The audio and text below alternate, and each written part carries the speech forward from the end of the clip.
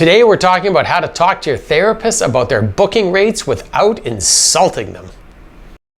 My name is Mark Bentz and I own one of the largest multidisciplinary clinics in Canada. I'm also the founder of the Virtual CEO program.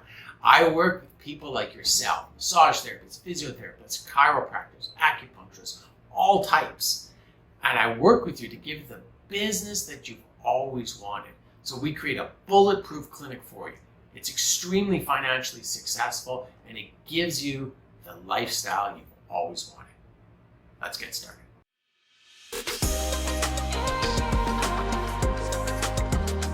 First thing you need to do is tread softly. So therapists get very insulted, they get their backs up against the wall, and as a clinic owner, you got to realize that how can I get this across to them that it's crucial that all these new patients that they're seeing, there needs to be a treatment plan in place, there needs to be a outcome where the actual patient trusts them, right? That's the ultimate goal here. If the patient trusts them and rebooks with them, then the business thrives, the therapist thrives. So first thing is softly. And what I mean by that is I used to do this before and it was hysterical what I used to do. I used to say, hey, how you doing, Tom? Okay, let's have a seat. And I'd say, how's everything going? And it would take about 1 minute and I'd say, hey, Tom, here are your stats. And I'd pull them out and have them all written out, nicely typed, and I'd show it to them. And it would be like, whoa, and they were low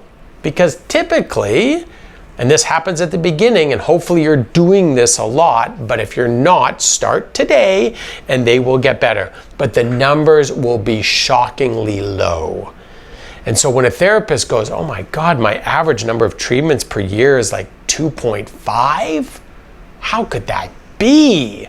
Because they're going to say, I treat all these people. They love what I do. I'm always booked. This doesn't make any sense, Mark.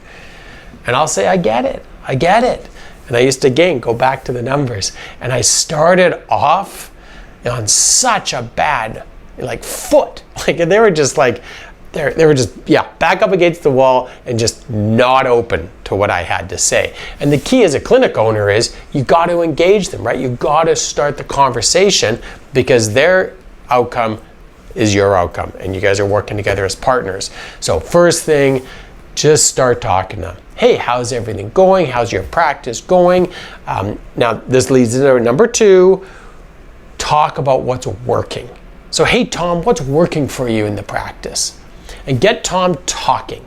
If Tom's talking about his therapy, if Tom's talking about the different conditions that he's treating and the success he's having, then listen to what he's saying, because as he's getting himself excited and engaged with you, that means now there's time to introduce some numbers, okay? So step 2 there is you gotta get them talking about what's working.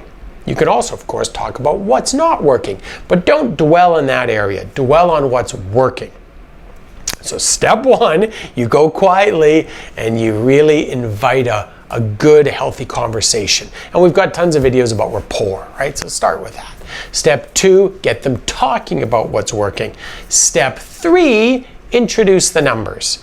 So once they're talking about what's working and blah, blah, blah, blah, blah, blah, blah, and they're really just enjoying it and you're enjoying their conversation, then you can say, hey, Tom, that's fantastic. I'm glad headaches is working for you. I'm glad sciatica, ankle pain, low back pain, whatever it is, it depends on the therapist you're dealing with, physio, chiro, massage, acupuncture, whoever, right? They're going to get excited about their area and that's where you need them to be. Then you introduce the numbers. As I say at the beginning, the numbers probably will be lower.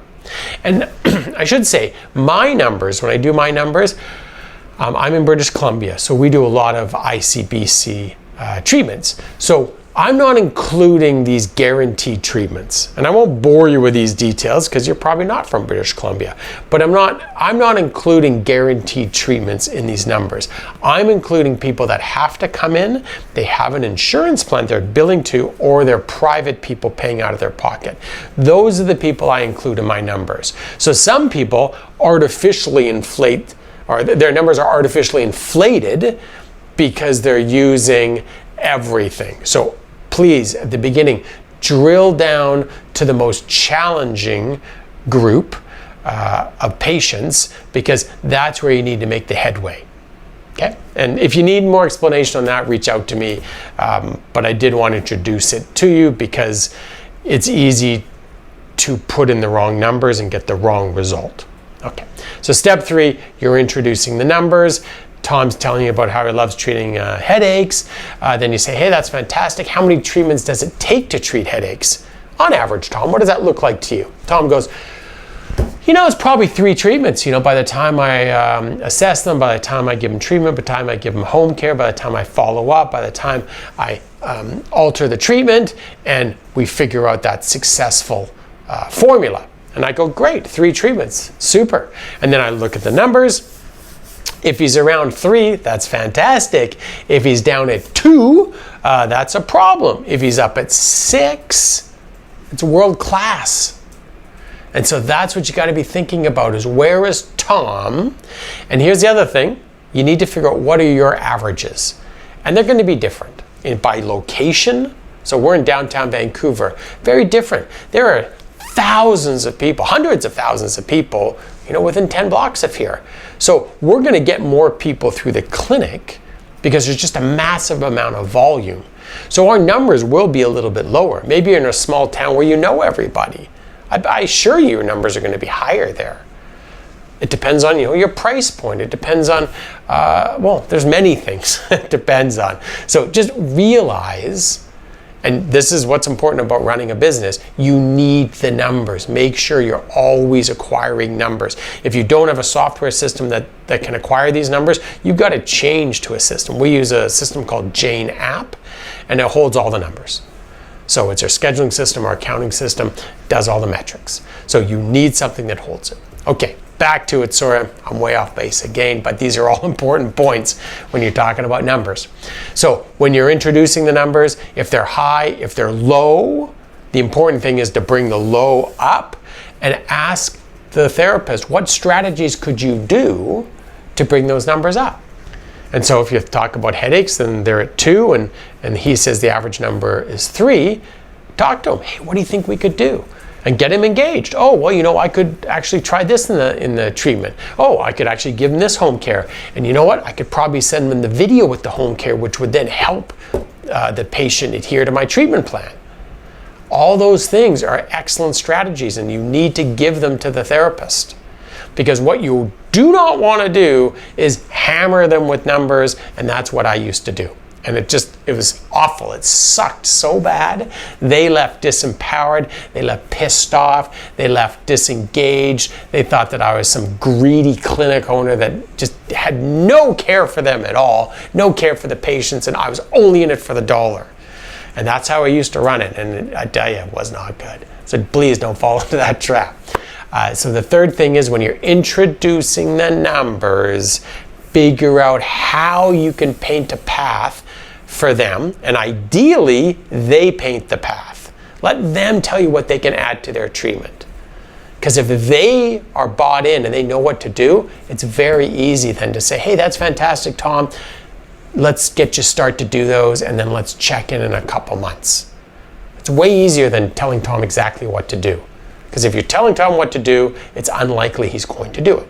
If Tom believes in what he does, he's going to execute on it. So guys, sorry, we moved around a little bit there, but it really is important for you to understand those aspects. So the first thing is start soft. Really a slow introduction, develop that rapport. 2, very important, get them talking about their successes, what's working. 3, introduce the numbers.